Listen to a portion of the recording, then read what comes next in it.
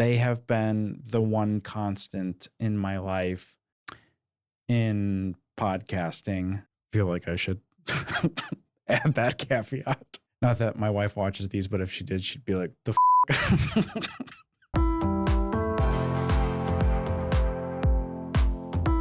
Hey everyone, welcome back to Making Waves. This is my podcast production vlog.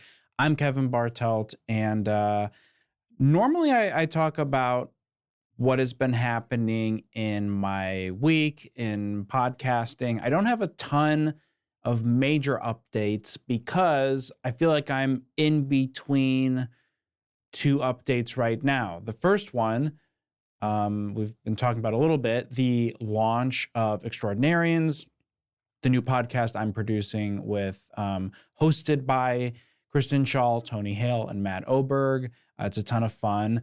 And the launch was successful. We're just a few episodes in right now. I guess one update that I found super interesting is we made, I shouldn't say we, our social media editor made a clip of the first episode, and I sent it to the guest because I thought it really showcased the guest.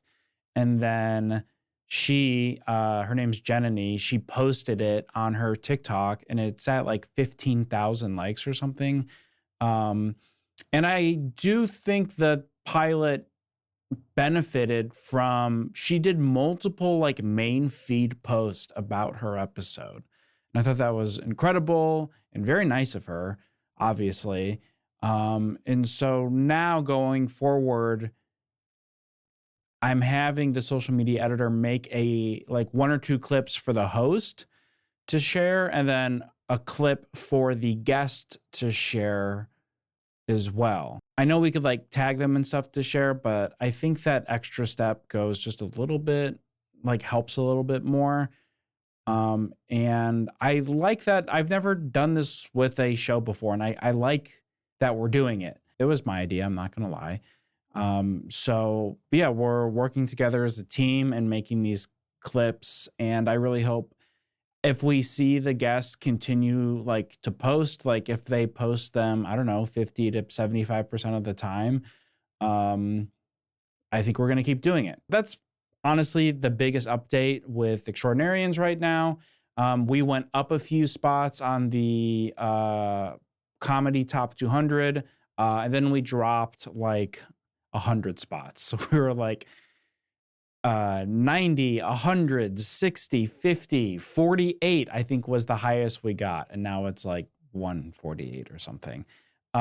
So we'll see if that fluctuates at all, if it climbs back up as big shows that the guests have done come out. Maybe that kind of helps out. Or it stays, sorry for yawning, that's so rude. But you know what? It's my fucking vlog. I'll yawn if I want to. Watch me never yawn again in my life. That's the latest with Extraordinarians.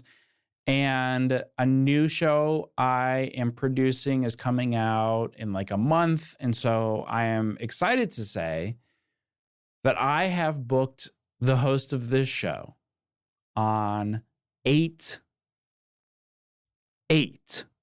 podcast. Very, very, very proud of that. I've never done that before. And I'm hoping to get a few more before the launch in about a month. And so we're meeting tomorrow to talk about the show as well. I'm very excited about that. And he has podcasted for a long time. And I texted a producer of a show that he guested on today, asking how it went. And they were like, it was amazing. He's a pro. He was really good. So I was very excited about that. I'm wondering if there's anything different I want to do with this launch, maybe with some lessons learned from the Extraordinarians launch. So I don't know, nothing off the top of my head. Maybe something different with the trailer or more post leading up to the launch. But I don't know. I have to think about that a little bit more. But that's not even what today's video is about. Because I don't have a ton of stuff to talk about, I was like, let's just do best and worst podcasting experiences. I've sat here for like an hour just jotting some things down. And I came up with 4 for the best and 3 for the worst. I'm going to start with the best. And I'm just going to spoil it up top. These top 4, and I guess I would call bottom 3, are not, especially for the worst ones, hyper-specific examples. I'm still working in this damn industry. What do you want me to get freaking booted from podcasting for this very video? Although it could be interesting. I don't know. I'm twirling my mustache that I don't have anymore. No, I'm obviously not going to be sandbagging people or my own job. Therefore, my stories here, or my list here, is generic, a little bit specific, and I will get into specifics as I talk about this stuff. So let's start with best. I want to start on a positive note. And so I have basically top 4. Was very hard to sum up 10 years in probably a 15-minute video, but here we go. Number 4 for me was working at Earwolf, the podcast comedy network where I started in podcasting.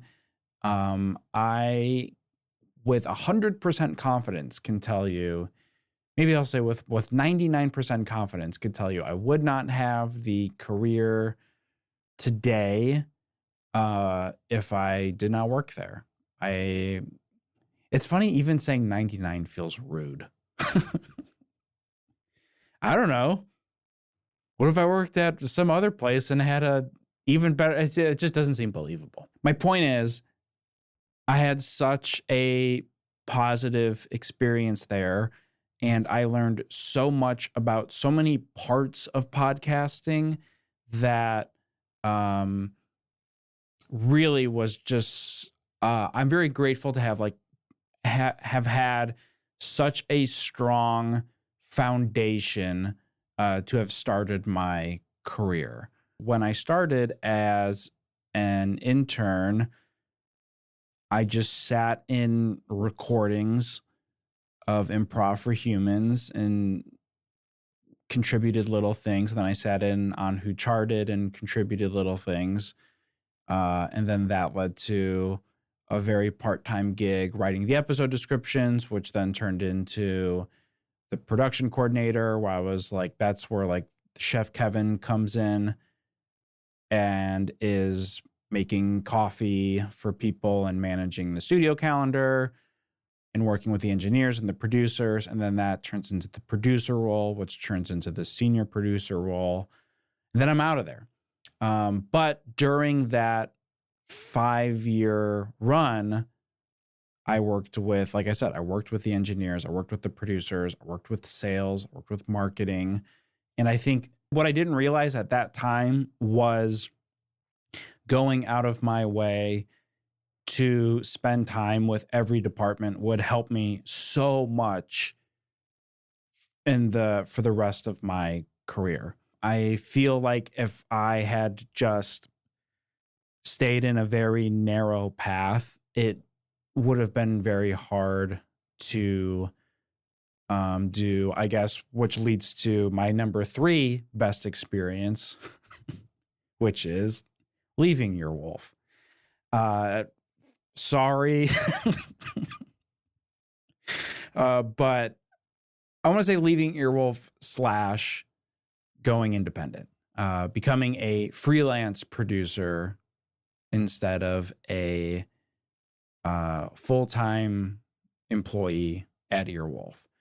Had I had not spent time with every department, I would not have been able to confidently answer Sean and Hayes on a Zoom where they said in 2020, if we leave and bring you with us, because we want to, can you run the operation by yourself? We can hire people down the line if we have to, but can you record the shows? Can you edit the shows? Can you post them? Can you handle it? And because I had spent so much time learning how to do that, and a lot of it during 2020, during the pandemic, because we had to. So I learned a lot leading up to it, but it kind of went to like hyperspeed during the pandemic. And so I was able to say, yeah, 100%. And then when we left in January 2021, to this day, I've been producing, engineering, and editing all of those shows. So had I not had such great training at Earwolf, I would have had to say no or try to spin it of like, kind of, but we really should hire other people to help, which is a soft no, basically. And probably would not have been very reassuring for the host. What I loved about that experience is, and I apologize that my tone is so serious while I'm talking about like the best things, but I'm just to like pull myself out of my brain. I'm reflecting in a way that I feel like I don't reflect that much. It's probably good that I'm doing it. Okay, back in. I have really loved and appreciated this experience because I was able to take the things that I really liked about a podcast network and continue doing them or even try to lean into them. And also take the things that were frustrating me about a podcast network and stop doing that. And so that was very exciting for me and very scary as well at the time. And it's not this way anymore, but at the time, the podcast network gig felt very stable and kind of stupid to want to leave from the producer side that I was in. Dana Wickens was the only other producer. She left like a little bit before me, and everyone else rather eventually quit or got laid off in the next handful of years. But at the time, it felt like, why are you doing this? You have a job with benefits and insurance and stuff. Don't rock the boat. But I wasn't happy. And we'll talk, I guess, a little bit about it when we get to the worst experiences. So anyway, back to the positive, which is I really enjoy basically being independent, creating my own schedule, working with the people that I want to work with, which was very important to me. And not that I've had like a flawless experience in the last 4 years. I've definitely learned a lot, which I'm grateful for. But yeah, it was just a good, it's been cool. I don't know. It's kind of hard to talk about it without like coming off like cocky or that I'm bragging. I'm not trying to. It's been very rewarding being able to just do my own thing. One of the hard things about it as well is that I didn't realize is I'm now a business person. That's not why I moved to freaking La La Land. I wanted to work with comedy people. So now I have like an LLC and 3 part-time employees who I pay. And so that part was its own crazy learning curve because I felt very inexperienced in that world. So I think I've gotten to a better place now. But, you know, that was one of the things I had to think about when I was leaving is like, okay, well, I will no longer have insurance until Leah and I get married. So that's gone. And if I want to work with people to like help me. I have to hire them and interview them. So not in that order. And one of the things I'm very, very proud of is the people who I work with. That segues perfectly into number 2, which is working with talented people. I'm definitely a big proponent of measure twice, cut once. So when I knew I was going to hire people, I felt like I had a longer pre-interview maybe than most, because I want to work with both talented people and nice people, and not necessarily in that order. And so when I was chatting with AJ and Zach and Kate, I wanted to make sure that I felt like all 3 of them were going to be both very helpful and skilled at what they do, but also patient with me because my schedule is kind of crazy. And send me, gentle reminders when needed. So yeah, I just wanted to work with people that I feel like I could trust, both in like who they are as like a person. Like, do I trust this person's not going to try to like, I don't want to say sabotage. I mean, that's setting the bar very low. But do I feel like I could trust this person, and that will only reveal itself over time. But also, do I think they're good at what they do? And so, yeah, I've been super lucky to have had that experience with the people who I work for me, but also in a bigger sense, working just in podcasting in general. And I've talked about this a little bit on some other vlogs, some earlier ones, and on Podcast Simulator. But like one of my kind of like roller coaster experiences with podcasting was like, oh, this is extremely niche and it's not like TV or movies or anything that millions and millions of people watch and consume. It's very specific, which I kind of knew going in, but then I felt like was reminded of it often. And then as I spent more time working in podcasting, getting to meet cool, like-minded individuals that are like, oh, you're also an editor? That's cool. What shows do you work on? Hey, I know that show. I really like it.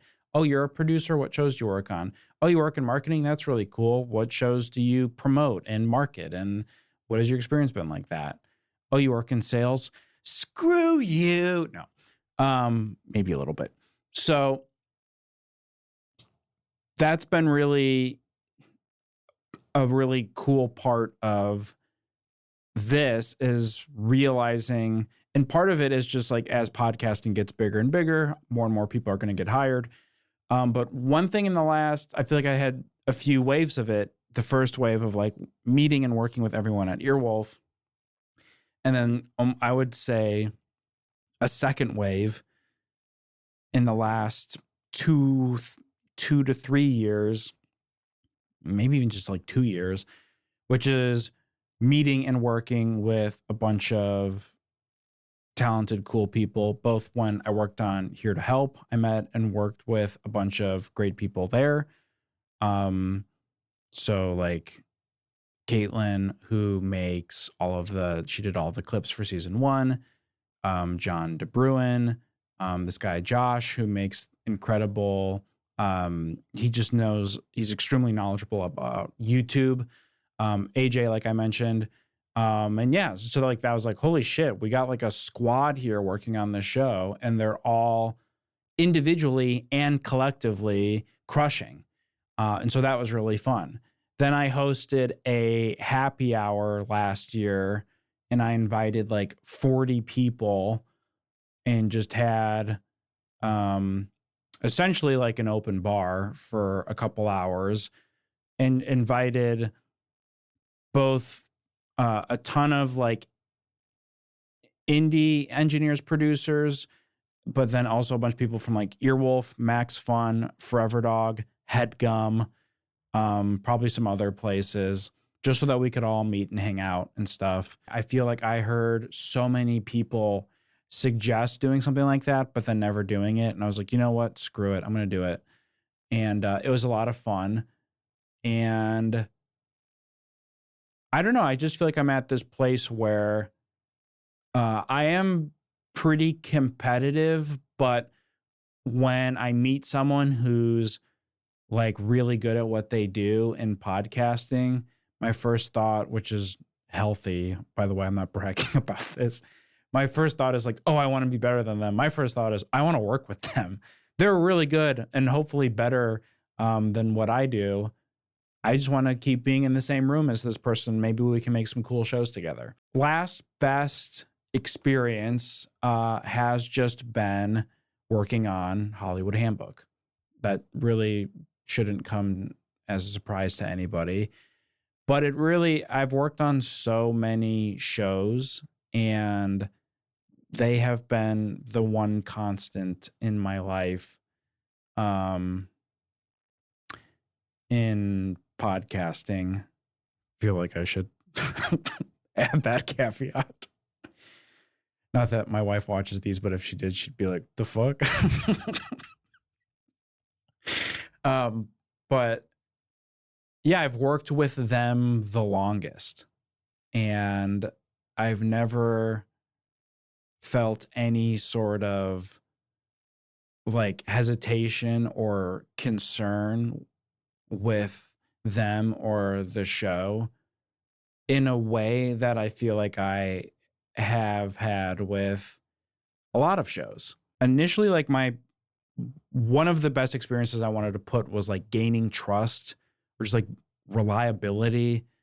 And all of the examples that I kept thinking of were just like kind of kept coming back to Sean and Hayes and Hollywood Handbook, which is, I think, just at the end of the day, when we record our best episode or our worst one, we trust each other and we will chat about it and how it went and how we felt. And yeah, there's just like, we're all, the three of us are busy dudes doing our own things separately, but then we also know that we have 3 to 4 shows a week we have to record, and we're all like mindful and respectful of each other's schedules, which is cool and super important. When they were willing to leave Earwolf and trust that I wouldn't fuck up the show, I felt like a huge sense of like loyalty and gratitude to them that I'll feel for a long time. I mean, the same goes with when Leah and I had our house fire here a couple of years ago.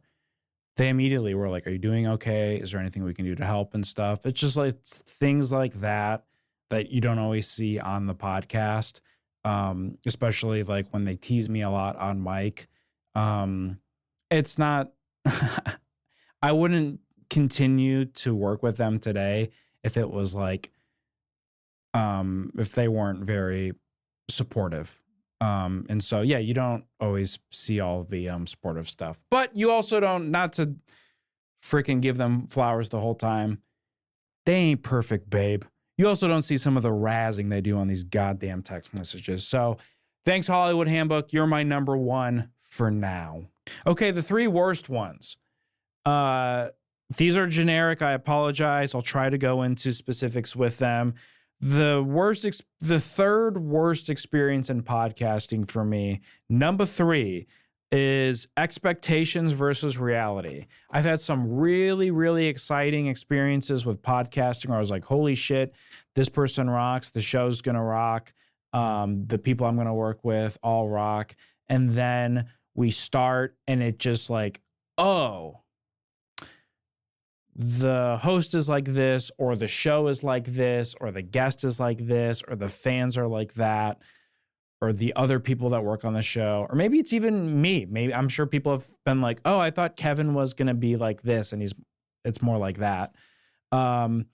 It's just a thing that can be very disappointing, and it sucks.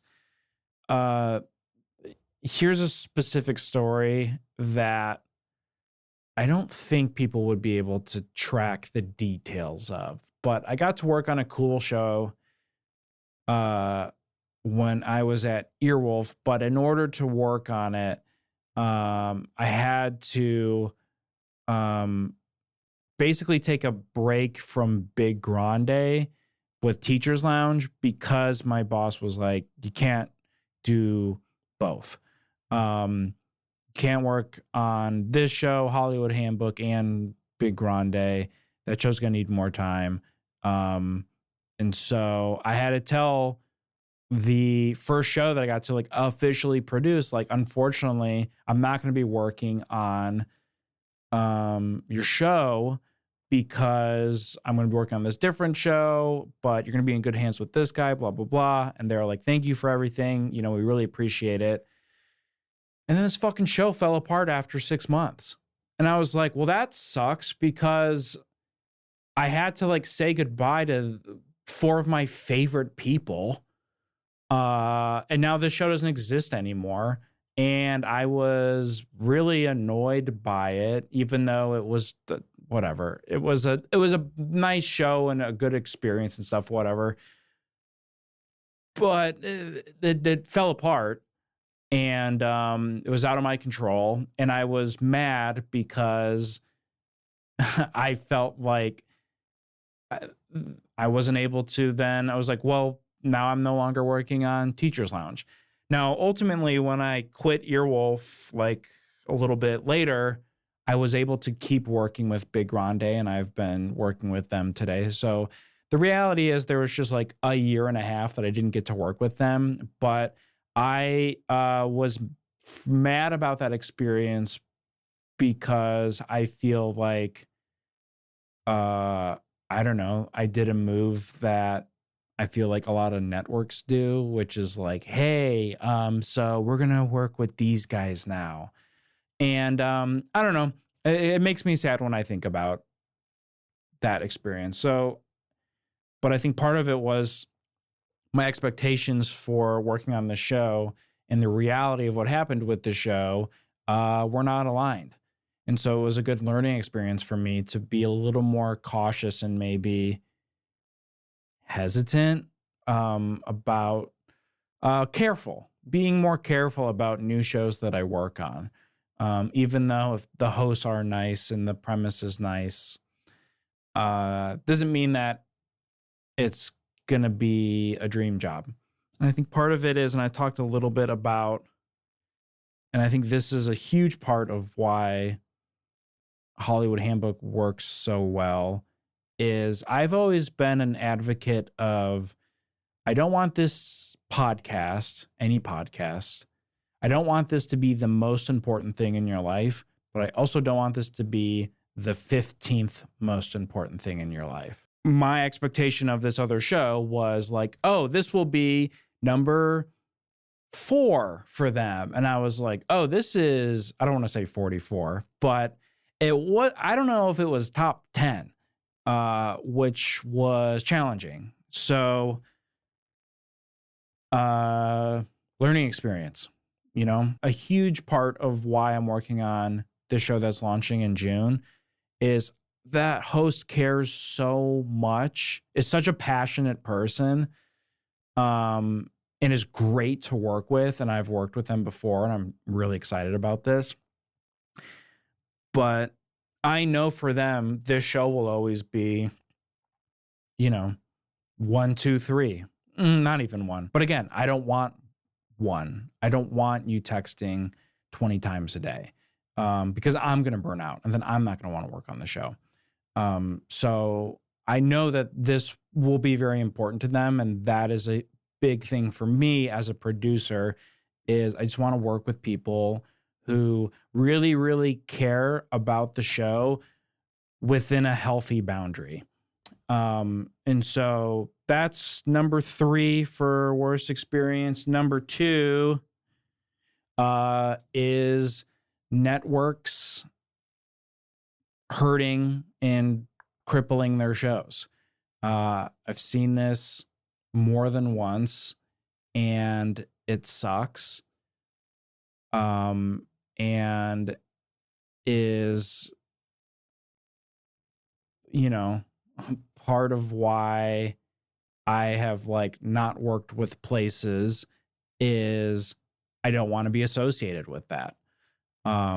So it's, how do I want to word this? Do you know how money can be really important for like, corporations and a lot of people? Sometimes, that hurts, anyone who's not making them a lot of money. So it's really hard to witness people you really like and that you care about, and they really care about their shows and they try really hard and do a really good job of, for instance, tripling their downloads and still watch a network say, it's still your fault. It should be bigger. And it's not us, it's you. And so we're gonna put you in a position where let's back up so it doesn't seem like handbook, because it wasn't.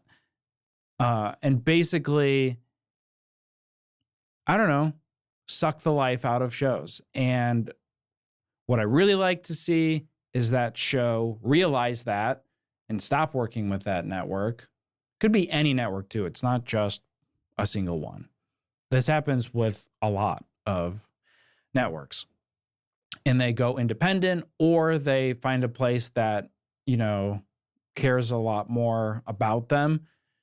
And it just is really hard to witness it. So, and you see it in different ways as well. It's not always as blunt as I just described, of people just kind of point blank saying like, but the show should be bigger. Oh, we made it bigger. Well, it's not big enough. Or like sales stuff of like, people just don't want to buy ads on your show. I don't know what to tell you. And it's like, but smaller shows are getting ads. So why are smaller shows getting ads than us? Unfortunately, I think a lot of that reality is they're just like, we just want to work with the biggest possible shows. But they don't want to say that because it seems selfish and rude, because it is. So that's one way, is just like sometimes you see people more blunt about it. The more realistic version of it is not really communicating or helping at all. Like one thing I learned as a communication major, well, yeah, huge flex, is not communicating is a form of communicating. And I see that a lot and have been, a little frustrated with a host or two about that. But I see it a lot with networks, where when it comes time for talking about the future of shows, host will say, well, what have you been doing? Because I haven't seen you in a long time.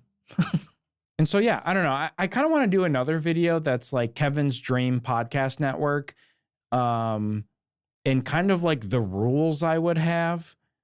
because what is frustrating to me, and something that I said once upon a time, is the difference between a podcast network and a studio that you just rent out is a podcast network provides production support.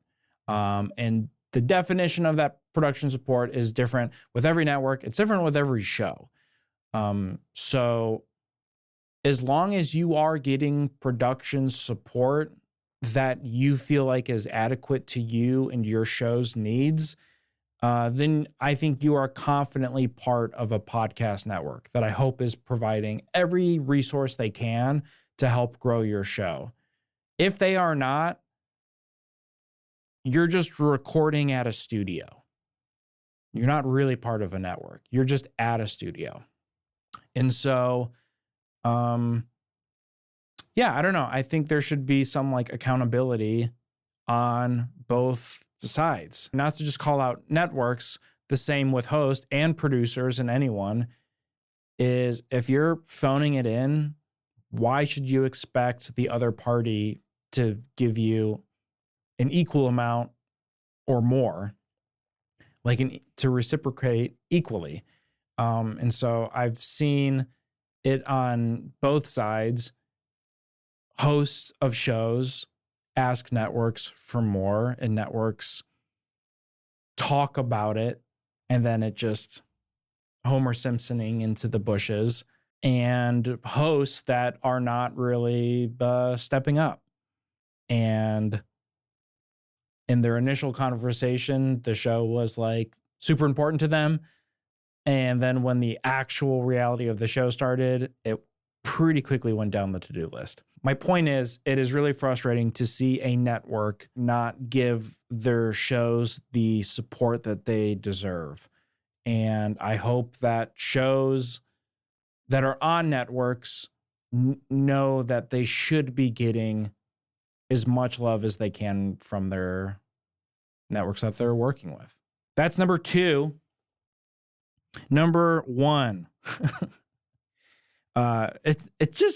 It's not in my DNA just to talk so negatively. And so this vlog's hard. The number 1 worst working experience for me has just been, I'm going to keep it extremely generic. I'm going to say toxic work environments. But Kevin, everyone's had a toxic work environment. That's not unique to you. I know. It's unique to me in that I would say I've seen it in various ways, both within the talent department, where the host can kind of dictate the mood of the show, and a similar thing with expectations versus reality, just kind of being surprised by the host over 10 years. It's happened more than once. And all sides of it. Talent, other people who work on the show who don't really care about the show. That's really it's just those two extremes. It's people that are like super, super intense, or it's people that absolutely do not give a fuck about their show. Typically in those extremes is when I'm like, this is bad. The extreme apathy is not really toxic. It's just frustrating because it's selfish, and it does impact how a show is doing. I give a little bit more grace, but not a lot, because I'm very pro positive working environments. But when someone's intense, I'm like, well, at least they care about the show. But then when it is like on the line, that's when I'm just like, this ain't for me. And then also fan bases. Like I have had some, I'll preface it with, I have had some extremely positive experiences with fans. I would not be able to make this vlog today if it wasn't for a supportive community of podcast listeners. And so I'm extremely grateful to all of the very cool and normal and supportive podcast fans. And I really don't want to do a whole thing because it's frankly like overdone about toxic podcast fans. That being said, I have had some fucking horrible nightmare I'm going to therapy experiences with podcast fans. And so that aggressively sucks. And I hate that. And I hope no one has experiences like that. So I don't know. I'm very cautious about it. And I talk about it a little bit on Broad Ideas, another podcast that I work on. This YouTuber, music producer, former music producer, Rick Beato, I think his name is, just put it really well, which is he treats the positive and the negative comments equally because they all come from that person's life experience, which is different than his. So he was like, hey, you really love me and all my stuff. Thanks. You hate me and all my stuff. Okay, sorry, this isn't for you. And I don't know, I find that very admirable. But I try not to fixate on the comments in the fan bases because I think it's extremely important to put up a healthy wall and a boundary just for my own mental health. But I am 100% not going to say, and the worst part of working in podcasting, you. Thanks for listening, and I hope you keep listening.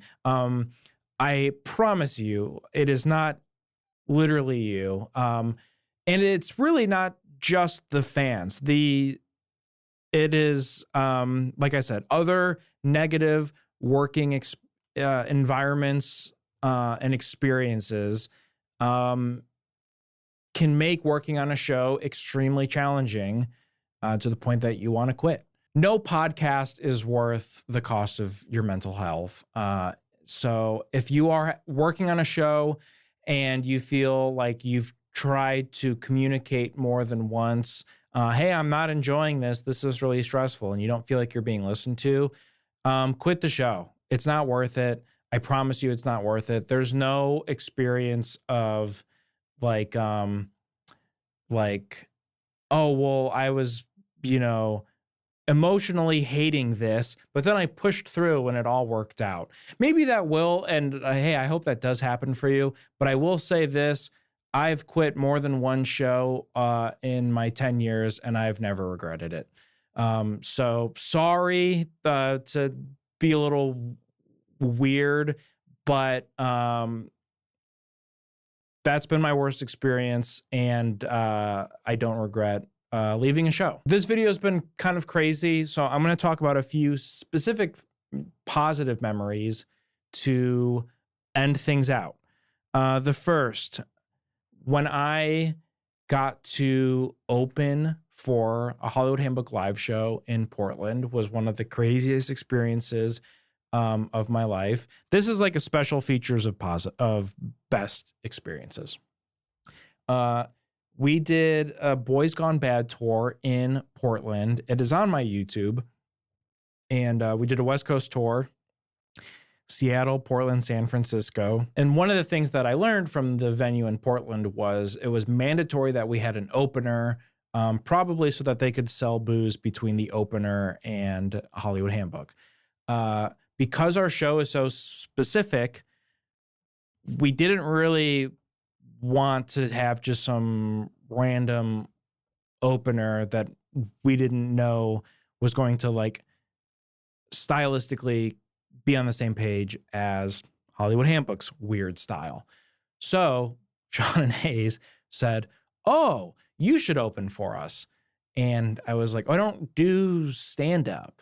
And they're like, well, that's what's funny about it. And I was like, okay, I don't disagree with you, but it will be 30 minutes. It's like a 30-minute set. And they're like, well, you have like 2 months. And I was like, fuck. And so I cheated a little bit because I was like, well, I need help. So I was like, I'll do 25 minutes of it. And then I'm going to have Sean do Bosch, and Bosch can like roast me or something for the last few minutes. That's what we did.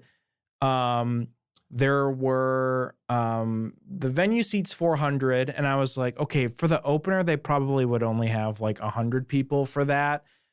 And then I imagine everyone else is going to file in for handbook later, because it was like I was starting at 6:30 and the show was at 7:30. It was like, everyone's not going to come an hour before the show starts. It's ridiculous. And I was so nervous because the only other time I'd done stand up at 2 open mics before that, once in college to 8 people, once in LA to like 5 people, and the other 5 were all stand-ups performing. So I was like, okay, first was 10, this was 5, second one was 5. Maybe like 100 people will be here, which is going to be insane. I was wrong. All 400 people were there for my opening set, which was insane. Now the thing, tying it back to the fan base, they really, I killed because I did not kill because I was funny or did a good job. I killed because the Hollywood Handbook fans that were there were extremely supportive of me doing this because they knew it was fucking insane. And so it was a true career highlight for me because I worked really hard on it. I spent a long time trying to come up with bits and stand up, and I did like a PowerPoint. And it did really, really well, and I had so much fun. And yeah, if you haven't seen it, it's like the first video on my channel. There's no video, it's just like the audio of it. But it was fucking amazing, and I had so much fun. And so again, thank you to Sean and Hayes, and thank you to the fans. That was really cool. Yeah, some of these are just like me artistically doing stuff. So another one I wrote was just like when I did Where the Potty At, I spent like 9 months on it, and it was extremely fulfilling to do and to create a essentially like fake docuseries for a podcast that I made up. And I got to make all these, I don't know, I thought really like poignant thoughts on podcasting in a way that very much transitioned into what I'm doing now. It was just fully scripted. And I was very much inspired by Action Button and Tim Rogers. And I just did like a condensed version where instead of reviewing a real video game, I reviewed a fake podcast that I made with my friends Harry and Sarah. They played the host of the show. So I'm extremely proud of that. What did I write here? The Comedy Bang Bang tour that I got to go on in like 2018 or 19 was extremely fun. I got to go on like a 25 city tour with Scott, Paul, and Lauren, and a few other people. Like Carl was there for a chunk of it, and then a bunch of Earwolf favorites. It was extremely fun. I sold merch at every single show, and then was just with a different engineer every leg of the show. Also, another CBB thing is working. I'm really proud of being at the very beginning of Freedom. That was like my first show that I got to be like the day one producer. Everything leading up to that, I was working on like a show that already existed. And so being able to, and a very low lift, it's 3 comedy and podcasting and comedy podcasting elites. You know, I'm really just showing up and giving a thumbs up, and they're like, thanks, buddy. Yes, the thumbs up is perfect. So they just really destroyed. And yeah, working on Freedom was a ton of fun as well. And also just like shouting out other shows that I have worked on that I've really enjoyed. Working with Tawny Newsome and Andrew T on Yo, Is This Racist has been a blast. And just getting to know Tawny and Andrew over the years has been very fulfilling. And it's the only show that I work on where it feels like every Zoom, and we see each other every other week. Every Zoom, we just talk for 30 minutes before we record. We're just like catching up and just talking about life and stories and stuff. And it's funny because we have a weekly show called Yo Can We Live that is just a chat show. So there's like 30 minutes of off mic chatting. Then we record Yo, Is This Racist, which comes out every other week. Then we do Yo Can We Live, which comes out every week. And it's just so fun hanging out with them. They're really funny. They're extremely smart. They've got really cool lives. And so, yeah, that's been awesome working with them. I talked a little bit about Big Grande. You know, I feel like being able to work with them before I've worked on like 95% of the shows I work on today has been really cool. And just that every 6 months or so, I get the text. We want to do another season. Can you produce it and record it and edit it and everything? And I've just loved working with them. 3. Guess which one I hate? No, that was a full misspeak. 4 of the coolest dudes of all time. And then I want to end it with Action Boys. Again, don't even really have like a specific story with them, but I'm just so genuinely impressed with them. And their Patreon has grown so consistently over like 7 years. It's so genuinely impressive to me. And it's really cool. That's everything. This was, did I start the video saying this was going to be 15 minutes? This was comically long. And I really hope my recording is still recording. If not, I just talked into a camera for probably over an hour about my favorite podcast and least favorite podcast memories. Thanks so much for watching this. I apologize for the length of this video, but I really hope you enjoyed it. Again, I really appreciate any comments, likes, and subscribes and stuff. Feels corny and desperate to say that, but it does help. I'm getting pretty close to 1,000 subs, which then makes me like verified in some way I don't fully understand. But thank you so much and have a great rest of your day.